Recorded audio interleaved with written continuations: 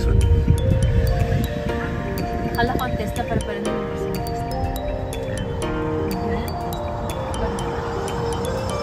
Oh, nice.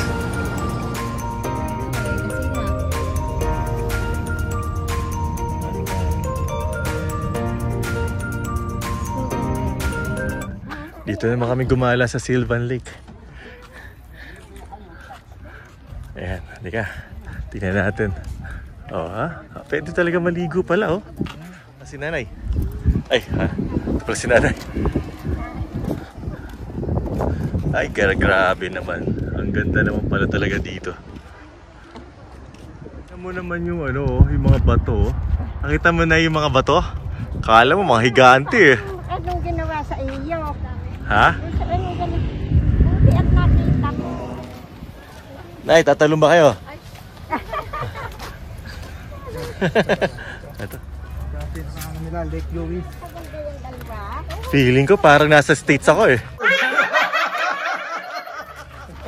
Oh, parang nasa States tayo, no? Ganda.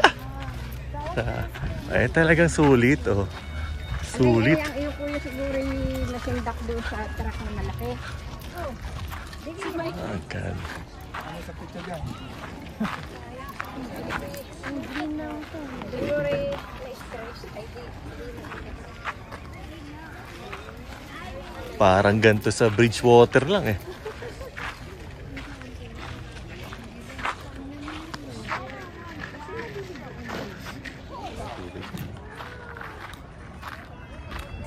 Ay, ayos pala ang ano eh, oh. Medyo malinaw ang tubig ah. At least hindi katulad sa Winnipeg, maitim.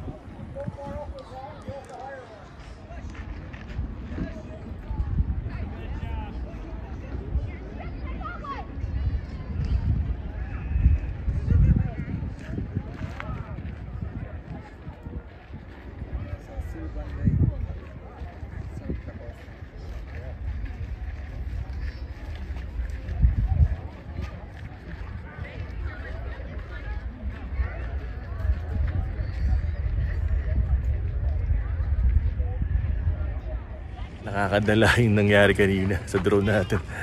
Ang ganda pa naman, no? Sarap sana magpalipad dito. Ganda. Meron dahil pala mga ano, restricted zone dito sa United States. Kaya yung mga drone parang baliwala. Ang daming yan. Sayang, dahil pa naman mga gandang mga ano, mga scenery kagaya nito.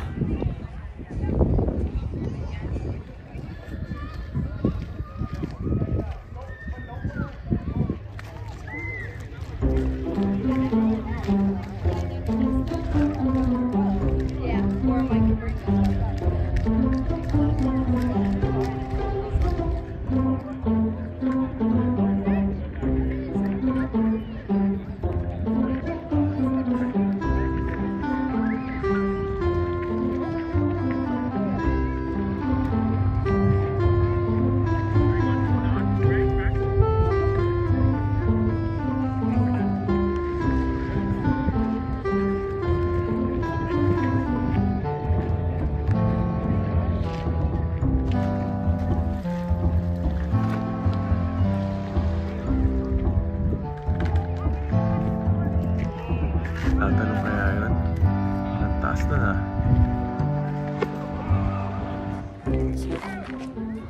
Ba, parehas pala kayang damit ha. Kaya wala napansin. Parang malaki siyang swimming pool eh. Napakalaking. Hindi siguro. Ay, tamang-tama sa content ko. Maganda to sa content ko. Oh no! Ano? Halika na? Itutuloy ba na natin? Para gumanda yung content?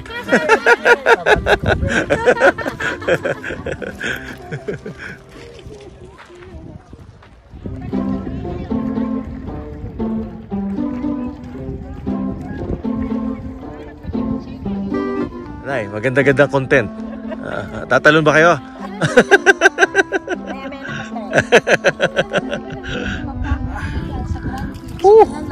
Grabe. Unang... Ay, may tumatawag. Teka. Ay, grabe. Sa una lang malamig, pero kakayanin. O, lumalapit yung mga isda, oh. Ay, nag-aalis. Anong tawag doon sa pagtanggal?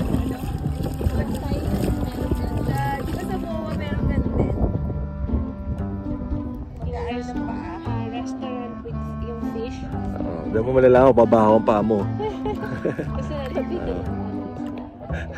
Yung pinakita nila, ano, namatay lahat yung isda. Kahit mga bata maliliit. Dapat magpapicture tayo, kinita picture.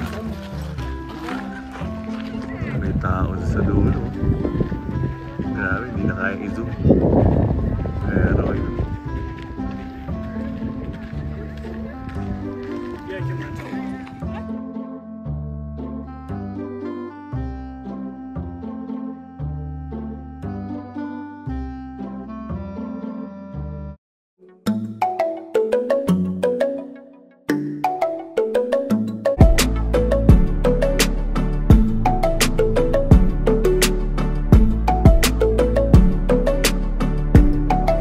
Inabot na 5:46 na ng hapon at nandito kami sa Rapid City at talagang kinulit namin itong para lang kami mabigyan. Wala nang sold out na lahat eh.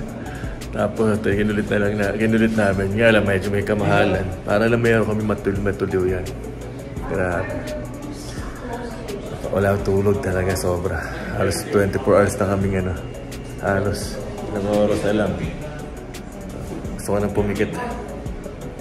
Pagod. Bukas maaga kami alis. Pagka-breakfast, sibat. Ayun. Ayan ah. So kung umabot kayo dito, maraming salamat po sa inyong pagtsatsagang panonood. Ayan ang aming journey ngayon, ang aming travel vlog. At maraming mga nangyari, maraming mga pamamusyal, pagod. Pero masarap naman ito pa, ang dami namin nakita. Pero maraming salamat sa suporta niyo po.